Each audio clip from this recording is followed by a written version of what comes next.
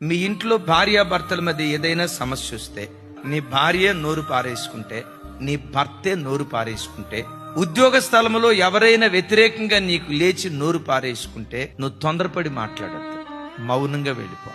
నీ మౌనమే నీకు విజయాన్ని ప్రసాదిస్తుంది. చాలా సందర్భాల్లో మనం ఏం చేస్తామో తెలుసా? ఆయన అంటే నేనెందుకు మౌనంగా ఉండాలా, నువ్వు ఒక ఆకు చదివితే నేను 10 ఆకులు చదువుతానని ఆ మాటకు ప్రతి మాట మాట్లాడటాన్ని బట్టి సంసారాలు విచ్ఛిన్నమైపోతున్నాయి, బ్రతుకులు శూన్యంగా మిగిలిపోతున్నాయి. మాటలతో సాధించలేనిది మౌనంతో నువ్వు సాధించగలుగుతావు. ఎందుకో తెలుసా?